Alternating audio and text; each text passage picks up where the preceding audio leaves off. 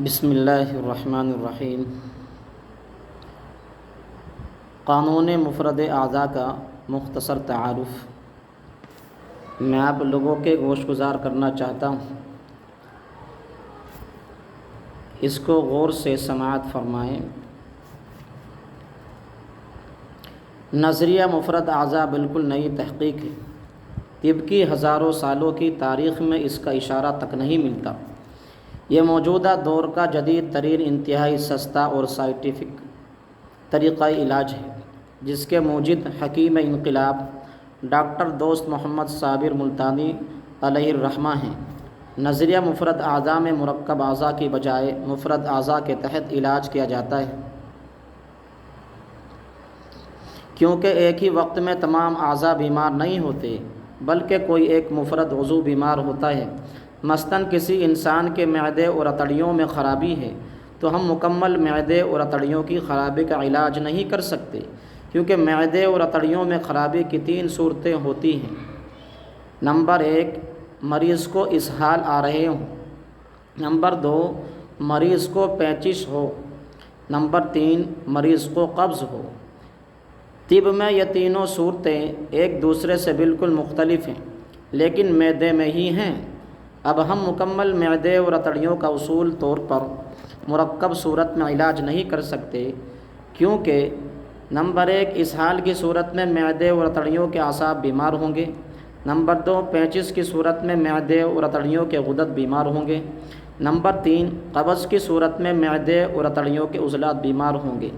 اس لیے جب تک ہم معدے اور اتڑیوں کے مفرد اعضاء کے مطابق علاج نہیں کریں گے، ہم یقینی علاج نہیں کر سکتے۔ یہی صورت سارے انسانی جسم کی ہے۔ سارے انسانی جسم کے تمام امراض کے لیے علاج کی صورت میں مرکب اعضاء کے بجائے مفرد اعضاء کو مد نظر رکھنا پڑے گا۔ اس طرح ہی یقینی تشخیص اور بے خطا علاج ہو سکتا ہے۔ مفرد اعضاء سے کیا مراد ہے؟ سب سے پہلے ہمیں مفرد اعضاء کے بارے میں سمجھ لینا چاہیے۔ مفرد اعضاء سے مراد ایسے اعضاء ہیں جن کے جز اور کل میں کوئی فرق نہ ہو، یعنی جو تعریف کل پر صادق آئے وہی تعریف جز پر بھی صادق آئے۔ مثلاً گوشت، اعصاب، ہڈیاں وغیرہ، ان کے جز اور کل میں کوئی فرق نہیں۔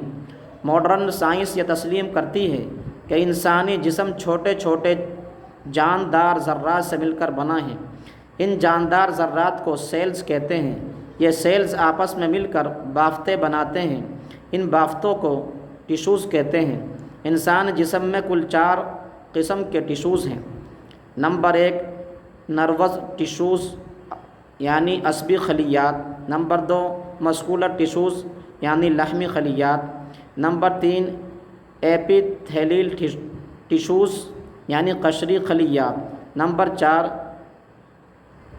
کنکٹیو ٹیشوز یعنی الحاقی خلیات۔ یہ 4 قسم کے مختلف خلیات ہیں جن سے انسانی جسم ترتیب پاتا ہے۔ نمبر 1، عصبی خلیات سے تمام جسم کے اعصاب بنتے ہیں اور ان کا مرکز دماغ ہے۔ نمبر 2، لحمی خلیات سے تمام جسم کے عضلات بنتے ہیں اور ان کا مرکز دل ہے۔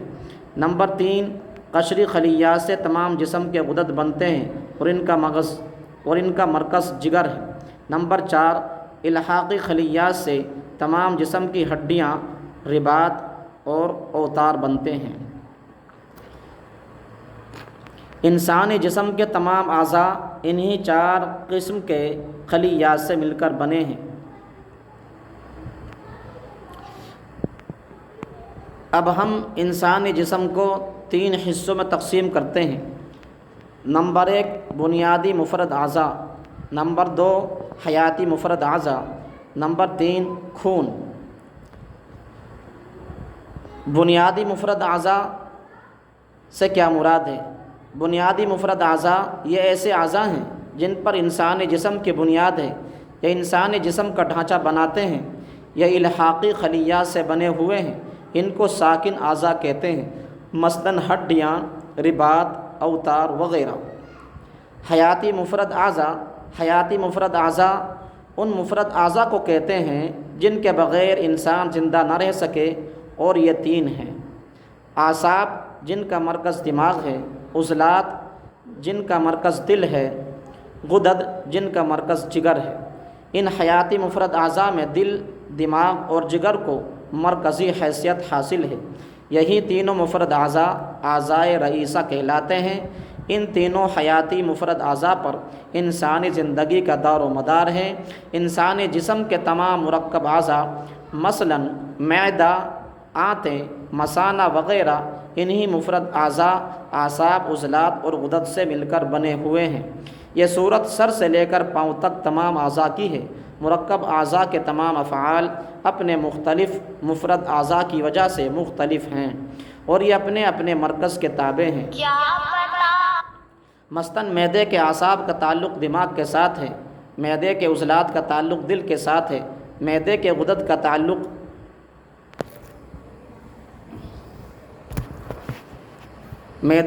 کا تعلق جگر کے ساتھ ہے۔ اگر دماغ و اعصاب میں کوئی خرابی ہوگی تو معدے کا اعصابی حصہ بھی اس سے متاثر ہوگا۔ اسی طرح اگر جگر و غدد میں کوئی خرابی ہوگی تو معدے کا غدی حصہ بھی اس سے ضرور متاثر ہوگا۔ یہی صورت جسم کے تمام مرکب اعضاء میں پائی جائے گی۔ انسانی جسم کے تمام مرکب اعضاء عضلات و غدد اعصاب سے مل کر بنے ہوئے ہیں جو کہ مفرد اعضاء ہیں۔ ان مفرد اعضاء کو ایک دوسرے کے ساتھ ملا کر مرکب اعضاء بنانے میں الحاقی مادے سے بنے ہوئے الحاقی خلیات کام آتے ہیں جو کہ عضلات، اعصاب اور غدد کو ایک دوسرے کے ساتھ جوڑنے میں ایسے ہی کام آتے ہیں جیسے کہ اینٹوں کی دیوار بنانے کے لیے اینٹوں کو جوڑنے کے لیے گارا سیمنٹ کام آتا ہے۔ ان کا کام صرف اتنا ہے کہ یہ بذات خود کوئی فعل سر انجام نہیں دیتے، اس لیے نظریہ مفرد اعضاء میں الحاقی مادے سے بنی ہوئی ہڈیاں، رباط، اوتار وغیرہ کو ساکن اعضاء کہا جاتا ہے۔